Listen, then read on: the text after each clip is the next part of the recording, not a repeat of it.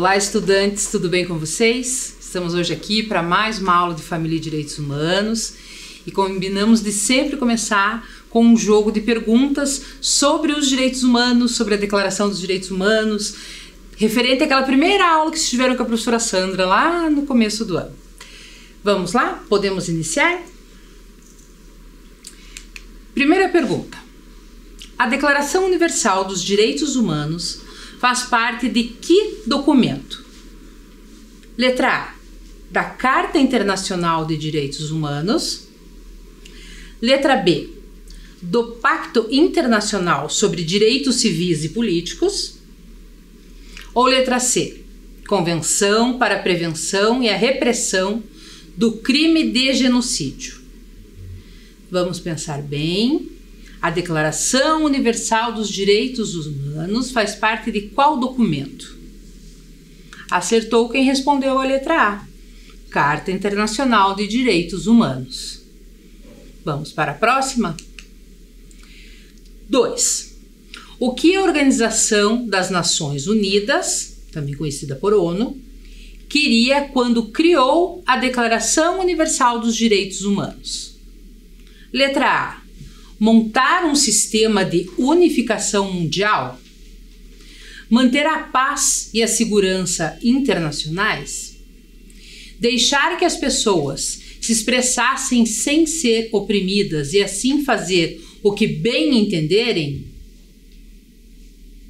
Pensaram? Já marcaram a alternativa que vocês acreditam que seja correta? Vamos lá? Letra B. O objetivo da ONU, quando criou a declaração, foi de manter a paz e a segurança internacional. 3. Em qual Constituição foram garantidos os direitos humanos no Brasil? Vamos lembrar em que ano foi constituída a Constituição do Brasil. Letra A, em 1970. Letra B, em 1988. Letra C, em 1945. Vamos pensar. Acertou quem respondeu que foi a Constituição de 1988. 4. Para a Assembleia Geral da ONU, a Declaração Universal dos Direitos Humanos tem como ideal ser atingido por todos os povos. Esse é o objetivo da ONU? Que os direitos humanos, essa declaração, atinja todos os povos? Vocês consideram essa afirmação verdadeira ou falsa? Ela é verdadeira. Sim, o objetivo é que todos os povos sejam assegurados pela declaração. 5. A Declaração Universal dos Direitos Humanos assegura o direito à livre expressão política e religiosa, à liberdade de pensamento e de participação política. Essa afirmativa é verdadeira ou é falsa? Livre expressão política, religiosa, liberdade de pensamento e participação política.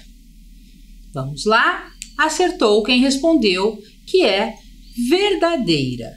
A Declaração Universal dos Direitos Humanos assegura o direito à livre expressão política, religiosa, liberdade de pensamento e de participação política.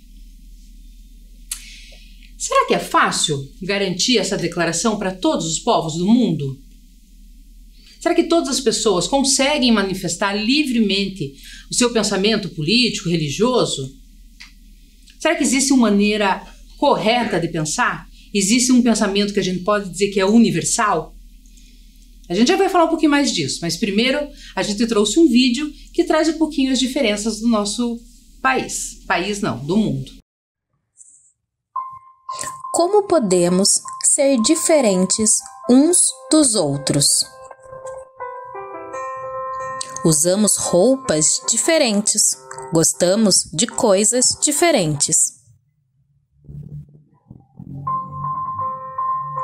Temos diferentes cores de pele e cabelos diferentes, e algumas pessoas nem cabelo têm.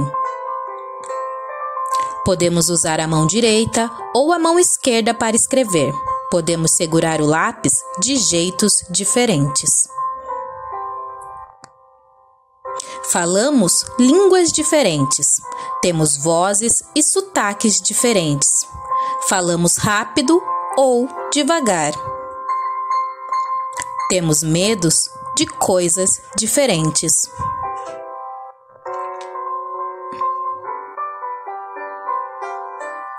Não temos o mesmo gosto para as piadas e rimos de maneiras diferentes. O que pode ser motivo de vergonha para algumas pessoas pode divertir outras.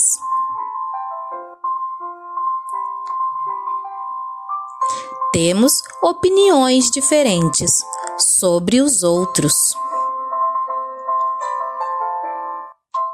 Há coisas que se podem fazer e coisas que não se podem. Dançamos e gesticulamos de maneiras diferentes. Podemos vir de países diferentes. Podemos morar em cidades diferentes. Andamos de ônibus ou de trem para destinos diferentes.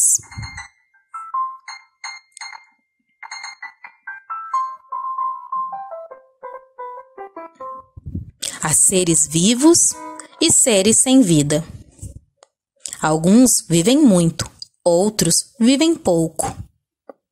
Tomamos chás diferentes e gostamos de sabores de suco diferentes. Podemos ser ricos ou pobres, jovens ou velhos. Podemos ser de sexos diferentes. Mas será que mesmo com todas essas disparidades, somos tão diferentes assim? Muito bem, conforme assistimos no vídeo, nós somos diversos, diferentes, mas todos humanos. Na aula de hoje, nós vamos conhecer uma manifestação artística de uma província na África do Sul, de um povo chamado Ndebele. Primeiro, nós vamos localizar no mapa mundi a África do Sul. Lembrando, como a gente tem a imagem aqui, a África é um continente e nós vamos falar hoje especificamente da África do Sul, o país da África do Sul. Então, primeiro nós temos ali um mapa mundi que traz a nossa localização do Brasil e aonde fica a África do Sul, um país dentro do continente africano.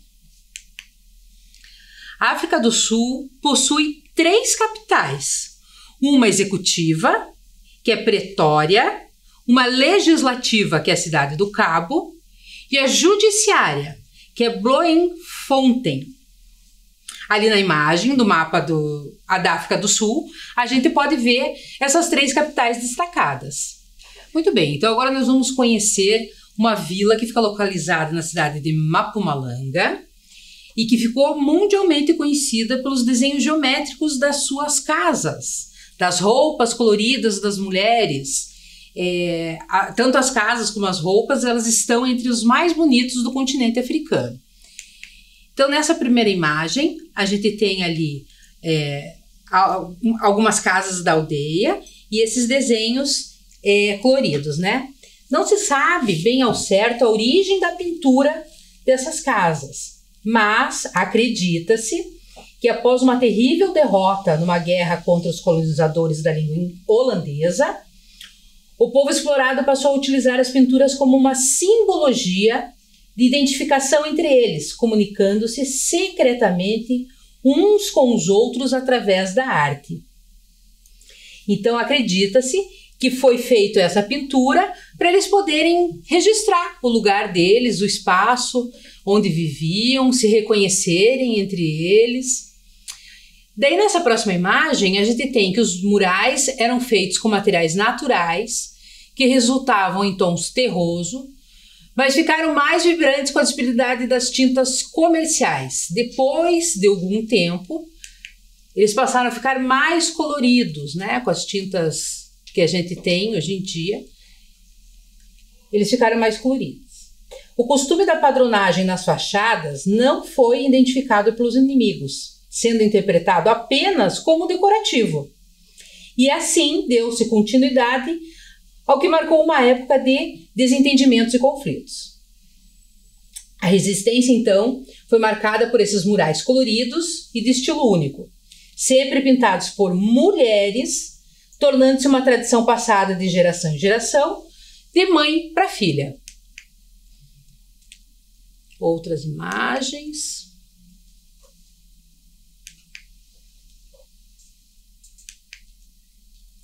Aí a gente vai trazer a história da Esther Mahalungu. Ela foi responsável por levar a arte Ndebele a todo mundo. Ali nessa imagem a gente vê ela pintando um painel grande, né? E ela fala assim: a minha mãe e a minha avó ensinaram-me a pintar quando tinha apenas 10 anos. A partir daí, nunca mais parei. Sinto-me feliz quando eu pinto. Na foto ao lado a gente tem ela na casa dela. Nascida em 1935, Esther foi descoberta na década de 80, quando durante um período de muitas brigas na África do Sul, resolveu pintar todas as casas da tribo com a técnica que aprendeu aos 10 anos com a avó, para mostrar que ali moravam pessoas tão vivas quanto as cores, e tentando com isso que ninguém fosse desalojado. Em 1986, alguns pesquisadores franceses que viajavam em busca de movimentos artísticos tradicionais chegaram na região dela, né, em Mpumalanga, e se impressionaram com o trabalho de Esther. 3 anos depois, ela, que não conhecia nada fora dos limites da sua tribo, estava abrindo uma exposição coletiva em Paris, no Centro Pompidou. Então aqui a gente tem algumas imagens dela, agora já uma senhora, pintando. Ela continua pintando os murais, vende. Uma obra dela custa aproximadamente 10 mil euros. Nesse slide, do lado esquerdo, a gente pode perceber a imagem de 2 mulheres dessa aldeia, inclusive uma delas é a Dona Esther. Elas estão com a roupa bem colorida, como é específico da região delas. Além das casas coloridas, dos murais, elas também fazem artesanato, que é o que está mostrando ali na mesa. Nós temos ali também algumas bonecas que são feitas também. E ali também um par de sapatilha de uma marca específica que fez também uma coleção inspirada na arte Ndebele. Ela pintou de tudo, desde tela, parede, pote de cerâmica, tênis e portas de carro, avião, bicicleta, motocicleta e até plataforma de skate. Nessa próxima imagem foi um carro que também foi uma edição especial, feita com os desenhos geométricos, né, mostrando para o mundo todo. E por último aqui, esse foi feito agora mais recente, um painel, foi lançado em 2019, uma marca também bem conhecida de carro, o painel do carro que tenha os desenhos geométricos feito pela Dona Esther. Nessa imagem, a gente vê as obras da Dona Esther expostas numa galeria, e o que chama atenção na história dela, que agora ela já tem mais de 80 anos, né, já viajou por muitos lugares do mundo, conhece muitos lugares, mas ela sempre volta para a aldeia. Então ainda é possível encontrá-la andando descalça e ensinando, transmitindo o conhecimento dela para as próximas gerações, né? Incluindo inclusive os netos e bisnetos dela. Aí nós temos uma imagem também dela e com uma frase que ela diz assim: ao ver um quadro ou um mural Ndebele, as pessoas ficam com um sorriso de espanto no rosto. E isso também me deixa feliz, pois adoro pintar. Está no meu coração e no meu sangue. Ela falou essa citação recentemente, agora ela já está com 85 anos. E agora nós temos uma proposta para fazer para vocês. Por favor, peguem uma folha quadriculada, lápis de cor, canetinha, o que vocês tiverem em mãos. E nós vamos tentar reproduzir um desenho geométrico da Dona Esther. Nessa tela a gente tem lá, ó, seguindo as coordenadas, vamos fazer um desenho geométrico inspirado na obra de Esther Mahalungu. Eu vou dar um minutinho para vocês providenciarem o material e já volto.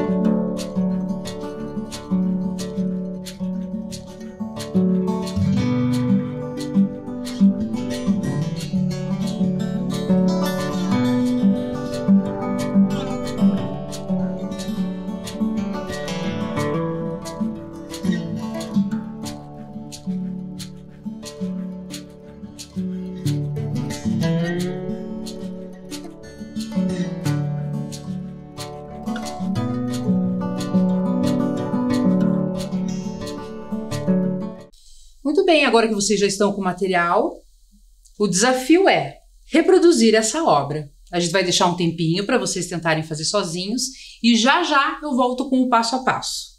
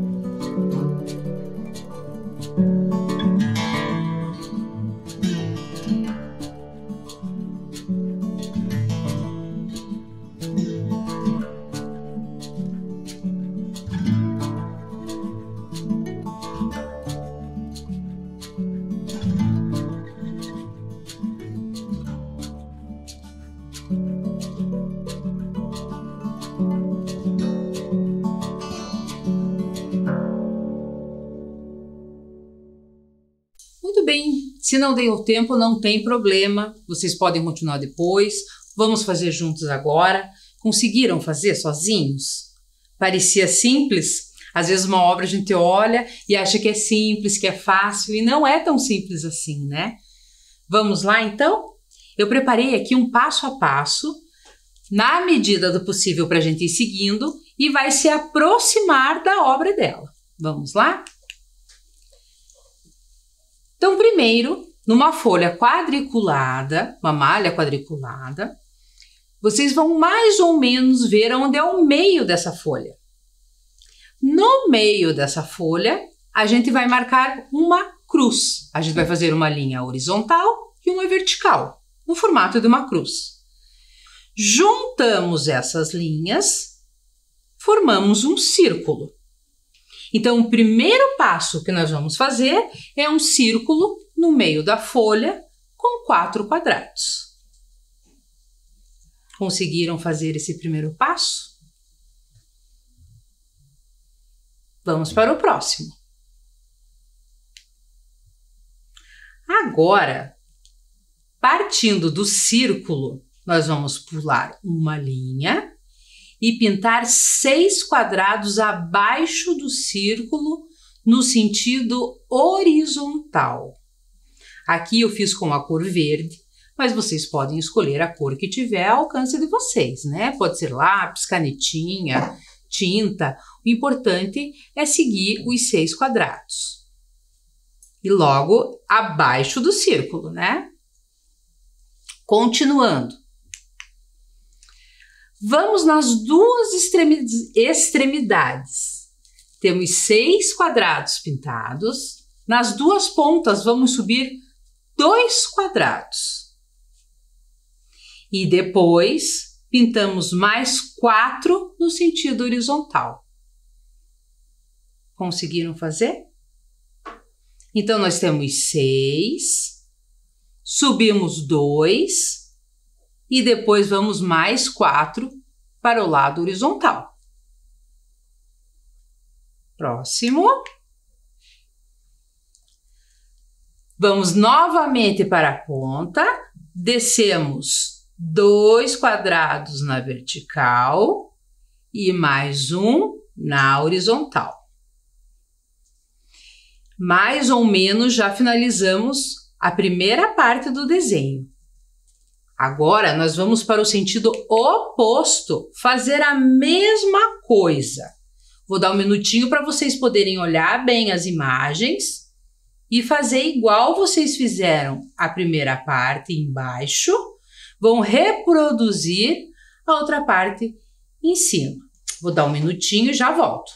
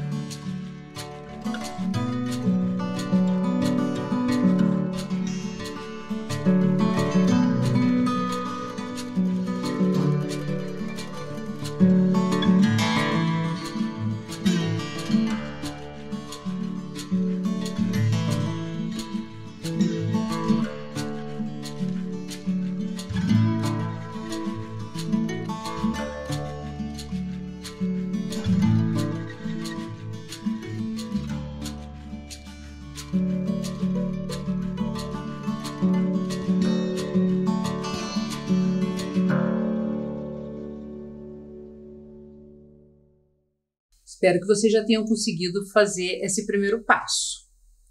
Agora, para finalizar, a gente pode pular uma linha acima, uma abaixo e pintar também de cores diferentes. O importante é ser bem colorido. Quanto mais colorido, mais bonito fica o nosso desenho. Aqui na próxima imagem, a gente incluiu 2 triângulos nas 2 extremidades e contornamos todo o desenho com canetinha preta. E aqui pus uma observação, que quanto mais detalhes e cores a gente fizer, mais bonita vai ficar a sua obra. Eu trouxe aqui para vocês verem alguns que eu pedi para algumas crianças fazerem, para vocês entenderem como é que ele fica. Dá para ver? Então, são 2 desenhos baseados nesse que a gente fez. Nesse daqui, inclusive, ó, o estudante já até pintou ali no meio o círculo também. Pôs o triângulo aqui em outro local. Aqui a gente pode ir criando. A arte traz essa possibilidade para a gente criar, né? A gente se inspira na obra do artista e cria e faz a nossa criação. Depois de feito esse primeiro, nós vamos ter uma outra proposta para vocês. Agora, que tal vocês imaginarem como vocês pintariam a frente da casa de vocês? Então, desenhe a fachada da frente da casa de vocês e imagine como ficaria, bem colorida com os desenhos geométricos dessa aldeia Nandebele. Vamos lá? Vou dar um tempinho e já volto.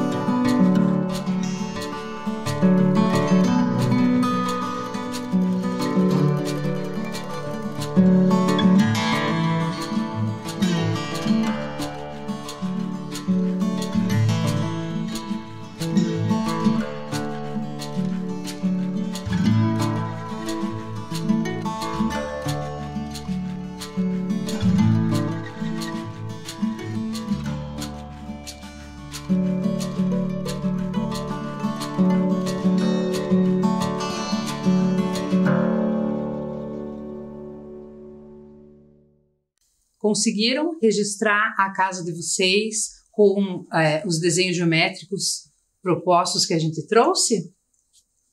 Eu vou mostrar novamente uma imagem para a gente ter mais uma inspiração das cores que a gente pode usar, dos formatos, das linhas que a gente pode usar.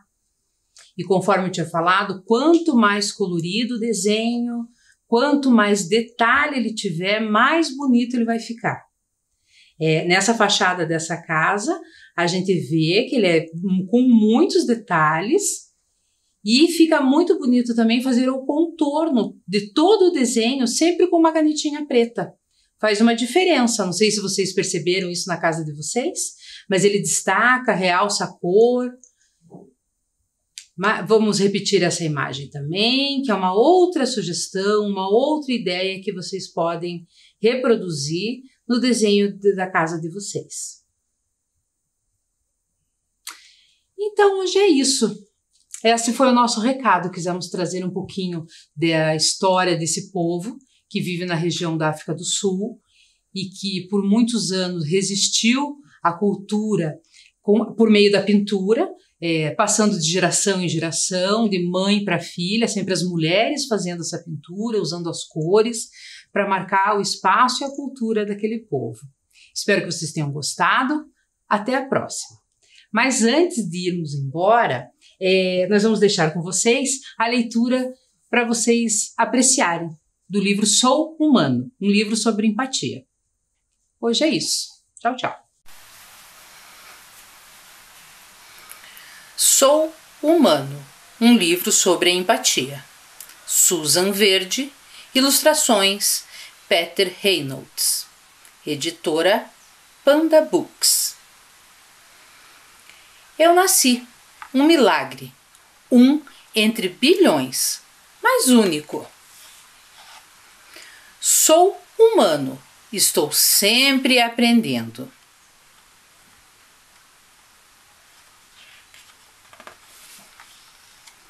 Estou descobrindo meu caminho e traçando o meu roteiro nesta incrível jornada. Tenho grandes sonhos, Vejo possibilidades.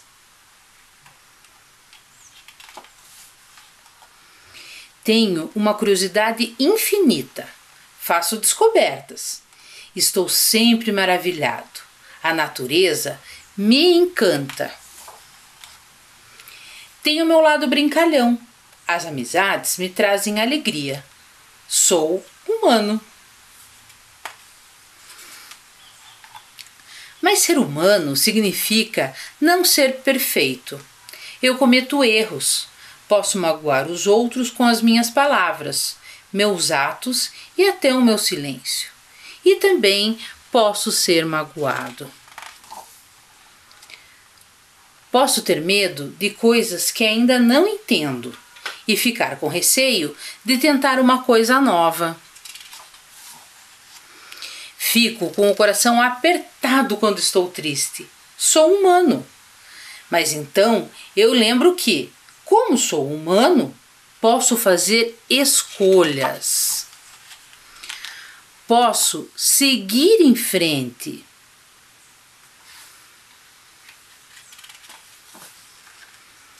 Se refletirmos bem, uma escolha ruim pode se tornar boa.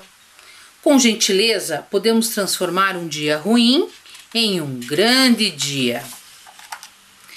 Posso agir de forma solidária e estender a mão para ajudar os outros e tratar a todos de forma justa e imparcial. Posso escolher não brigar e, em vez disso, escutar o outro e tentar chegar a um acordo. Sou capaz de pedir que me desculpem e que me perdoem. Sou humano, um entre bilhões, mas único. Não estou sozinho, estou conectado aos meus amigos, à minha família e ao mundo. Juntos somos todos seres humanos. E vou continuar tentando me tornar uma pessoa melhor. Estou cheio de esperança. Sou humano.